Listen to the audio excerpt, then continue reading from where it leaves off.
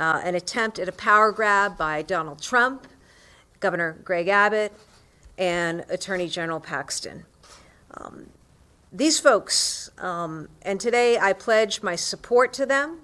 I appreciate so much their willingness to stand up and to stand forward on behalf not just of the great people of Texas, but of all Americans in what is a stand for free and fair elections in this country and a stand for fair representation. They are standing up to protect their constituents and the integrity of their state's congressional elections, but they're doing more than that. They're also standing up for a system of free and fair elections across the United States. I stand with them, and I know the vast majority of people in Massachusetts stand with them. As governor of Massachusetts, every day I am focused on the lives of people in Massachusetts, whether that's cutting taxes, lowering costs for housing, creating jobs. What's happening in Texas matters to the people of Massachusetts, and it matters to people all over this country. If we don't have a fair election system in this country, that impacts, that hurts all Americans. We've seen the impact in Massachusetts of Donald Trump's cuts to Medicaid and anti-hunger programs, and the way his tariff tax has raised costs for everyone.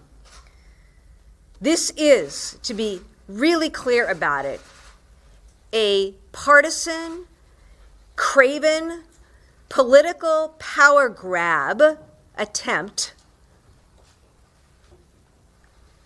by the President of the United States, Governor Greg Abbott, and AG Paxton. That's what this is. Quite simple. And it's done to further an agenda that's about protecting them and their power and the president's perception of power. It's outrageous, and it impacts all of us across this country. They're doing it by threat, by bullying people, by attempting to intimidate people, by attempting to invoke the criminal justice process to further their aim and their outcome. And honestly, this is what everybody hates about politics. And we're not standing for it. Elections and the election process should be free and fair. It should be representative. It should be done the way that our founders designed this a long, long time ago. And I think in Massachusetts, we know something about this. It was John Adams that wrote the Massachusetts Constitution, which became the model for the United States Constitution. And in a place where we welcome these good men and women from the great state of Texas to the Commonwealth, on this, the year of the 250th anniversary of Massachusetts and the birth of this nation, I just want to underscore what is going on here, what is happening in real time. This is an attempt to grab power, to change the rules, to determine a certain outcome. It has nothing to do with law. It is antithetical to law. It is antithetical to American democracy, and is antithetical to the functioning of American government, local, state, and federal, that we have known since the very beginning. That's what's going on here.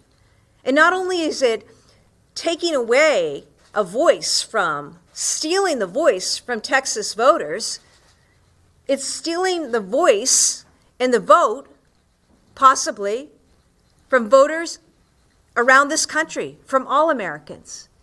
And on top of that, all Americans are going to be impacted by what the next Congress looks like. The Constitution is so important. It's so important that every elected official in America swears an oath to uphold it. No matter what your party, no matter what your politics, democracy matters, free and fair elections matter. And it is on each of us, from wherever we are, to fight for that, to preserve that, to protect that fundamental truth of this great country. That is what these Texas legislators are doing. They've taken it upon themselves to be clear with the American public about what is happening. by leaving Texas, their beloved state and districts and constituents. They're only leaving in terms of physical presence. They're not leaving because they are fighting for them just as hard right here from Boston today as they are in states around this country. They are fighting for Texans. They are fighting for Americans. They are fighting for our democracy. They are fighting for all of us. So I applaud their courage. I appreciate and welcome them to Massachusetts in this State House, and I am both proud and honored to stand with them today. I now invite Secretary Galvin to the podium. Thank you, Governor. I'm delighted to be with you and them today. I think the point you made about their effort being a national effort is extremely important. These folks did not flee Texas. They came here to get the message out to the rest of us across this country that when you do what Trump has done in Texas and is attempting to conclude in Texas, you're stealing the rights of Massachusetts voters and voters throughout this country. You know, Trump loves to use the word rigged. It's one of his favorite words, rigged and stolen. Well, he's the master thief here. He's the one who's trying to crack open the safe on democracy and rip its contents all over the place. They're here to get that message out. This is not about their seats, their political futures, or their friends or anybody else. You're talking about people, and I want to give you the facts. The Texas primary that this map is supposed to be placed in is scheduled for March 3rd of next year. That's barely over 6 months from now. So people in Texas won't even know what district they're going to be asked to vote in. And voters won't know who they're going to be asked to vote for. That's the kind of democracy, which is laughable to call it a democracy, that Trump wants. He doesn't care about the rules. He's perfectly happy to rig things when he gets it. So we all have to stand up. As the governor mentioned, we're all here a few months ago celebrating the 250th anniversary of the beginning of the American Revolution. And some of our most famous patriots indeed fled at that time in the interest of democracy. John Hancock, for instance, and others. And they lived to tell the story of what we were trying to do then 250 years ago. Democracy started here. We have to make sure it stays alive throughout our country. That's our true gift to our country. We want to protect it. We have an obligation here in Massachusetts to stand with these folks, to get their story out, and to make it clear to the nation. It doesn't matter whether you're a Democrat or Republican, independent. What matters is if you're an American, you should be standing to make sure that Americans in Texas have the right to vote for a member of Congress of their choosing and in a district that makes some sense. And if you're an American who's concerned about Congress, you should understand that these votes he's trying to steal in Texas will come back to hurt us with national legislation that's going to affect the lives of everybody in this country. So it's extremely important that we not simply say, isn't this nice, they've come to Boston. No, they've come here on a mission, and it's our job to make sure that mission is heard and is effective throughout the country to the effect of protecting democracy, which is really what this is all about. Thank you. Thank you. I would now like to introduce Senator Carol Alvarado to the podium. We welcome you, and we thank you for being here today with your colleagues. Thank you, Governor, and we appreciate the hospitality you and your colleagues have shown us. Secretary, thank you. Boy, do we know how important secretaries of state are. You're in charge of elections. Your governor has been a true supporter. We appreciate your very strong words and your passion that you have delivered here today, but in our meeting, expressing support for our efforts. We're here on the eve of the 60th anniversary of the Voting Rights Act, who, by the way, was signed by a legend, a Texan, Lyndon Johnson. And you all hear the game Texas Hold'em. Well, we are literally holding the line on democracy, not just for Texas, but for our nation. We are here to talk about with other legislators from around the country. This is coming to you. You're next. This is not a Texas problem. This is a United States of America problem. Today, President Trump said that he was entitled to 5 more seats in Texas, 5 more Republican seats. And we're here to say nobody is entitled. The people of those districts are entitled to those seats. They were very specific, very precise in going after Texas. The DOJ sent a letter which prompted all of this, targeting 4 districts that are majority minority districts, 3 represented by African Americans and 1 by a Latina. Texas has historically been in the courts when it comes to redistricting, when it comes to voting rights, when it comes to women's reproductive health. So the governor said this earlier in our meeting, we have become so accustomed to rolling up our sleeves and fighting because we know that this is not stopping in Texas. This is coming to a state near you. And we have had so much support from our colleagues around the nation. We have visited with states that they know they have already been threatened by President Trump, that they are next. So being here in Boston, National League of Cities, and conversing with others has been very productive. I also want to acknowledge that we have total of 8 senators that are here with us and 2 House members that are with us. And we have all been in this fight, and we will continue fighting for democracy across our nation. Thank you. Thank you so much. Thank you so much. Thank you. Thank you so much, Senator, and many thanks to you and your colleagues for your time today and talking to the American public and people in Massachusetts about what's really going on. We're happy to take any questions on topic. As I understand it, you said you pledge your support to these Texas Democrats. As I understand it, they could face fines for not being in the Capitol. I think it's something like $500 a day. Would you donate to any of these lawmakers' campaign accounts or pledge financial support to help them cover those costs? You know, that's not something that I can do as an elected. I will say this, though. These folks, they make $600 a month as a member of the Texas state legislature. So every day they're being fined $500. It's really just an example of how far Texas Republican Governor Greg Abbott is willing to go with the direct direction of Donald Trump. Other governors have talked about redistricting in retaliation. Is that something you would consider in Massachusetts? You know, isn't it a sad state of affairs that that's where we're at, okay? And, you know, Donald Trump, Greg Abbott, Ken Paxton have left us no choice. That's the reality.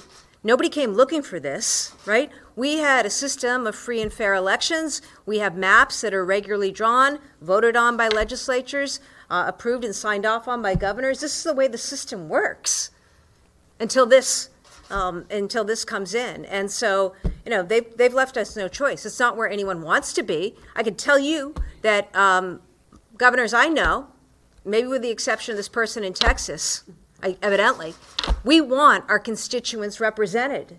We want the voices heard. Whether you vote for me or not, I want your voice to count. I want your vote to count. Unlike Greg Abbott, who doesn't want your voice to count and doesn't want your vote to count, nor does Donald Trump, nor does Ken Paxton, because they're proposing to completely rewrite a map out of nowhere to take away the votes and the voices of Texans. And the message is, not only does this have an impact on Congress, which impacts all of America, it also is something that you don't want to see spread. You don't want to see spread. But Abbott, Paxton, Trump, they leave states with no choice. I want to make sure that people have access to health care. I don't want to see further cuts to Medicaid or to housing or to veterans or to poor little kids who need to eat, okay? So that is why it becomes an issue for a governor in New York and a governor in Illinois and a governor in Massachusetts, governors all around the country. So, Governor, does that mean you're actually redistricting?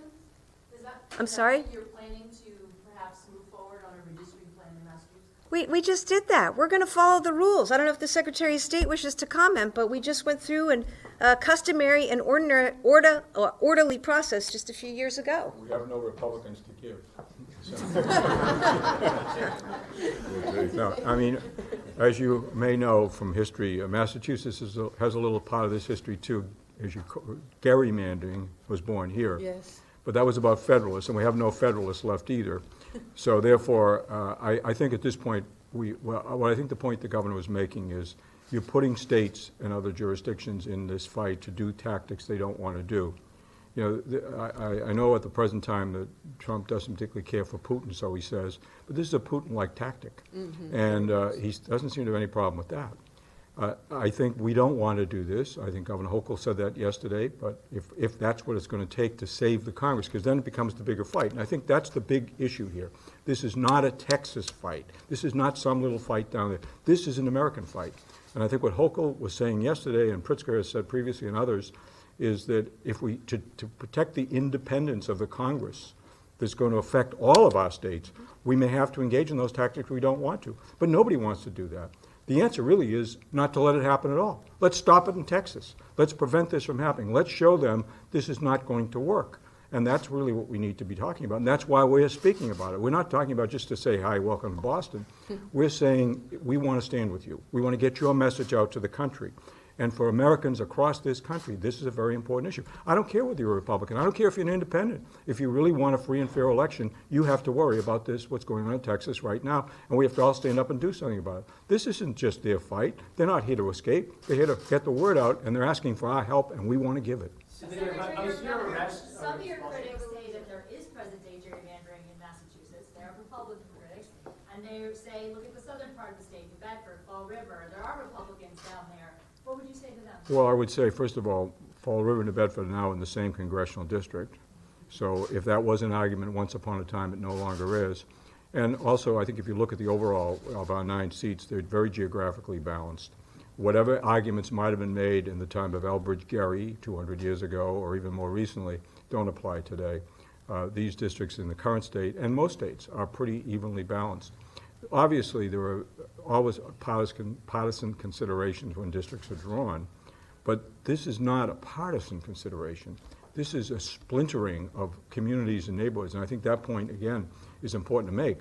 They're not simply saying, well, let's just change a few towns. They're splintering. We've got some details from our guests about how they're splintering communities of color. They're absolutely shattering them.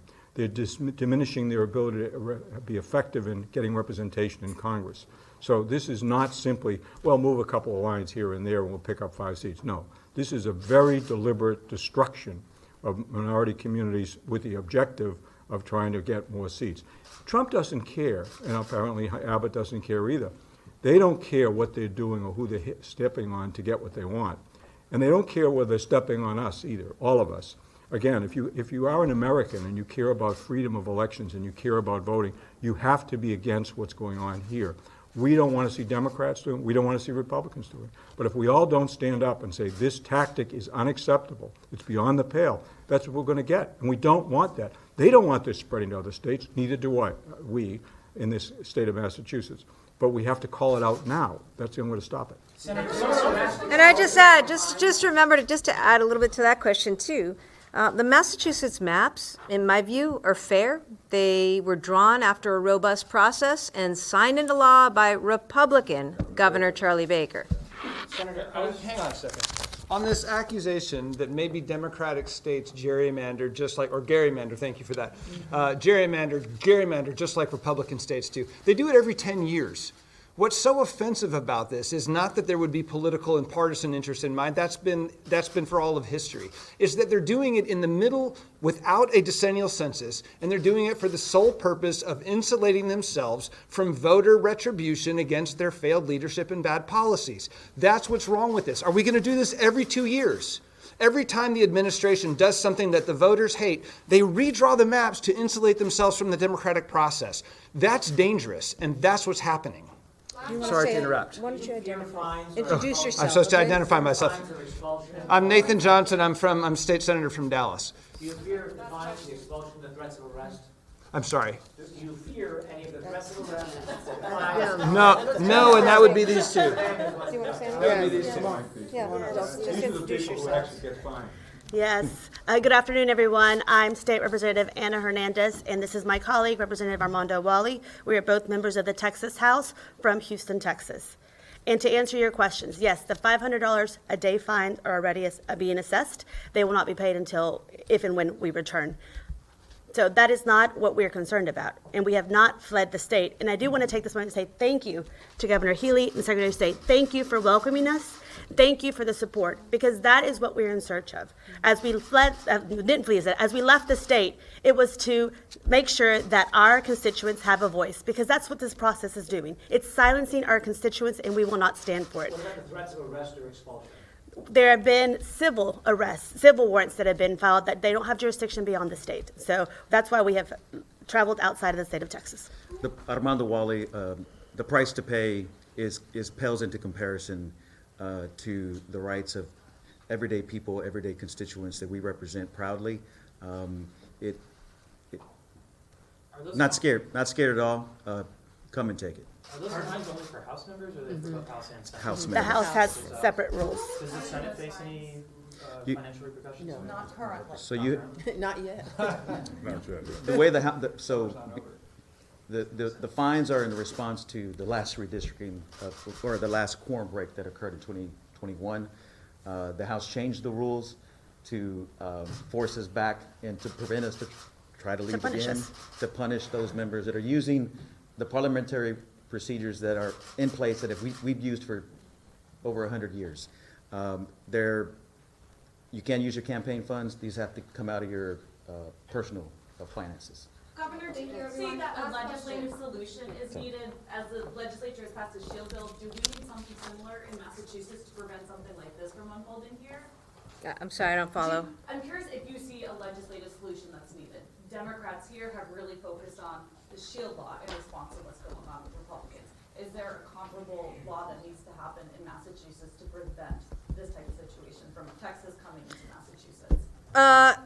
When it comes to elections, they are free and fair here in Massachusetts. We continue to abide by the law and the maps that were drawn and approved years ago by then Governor Baker.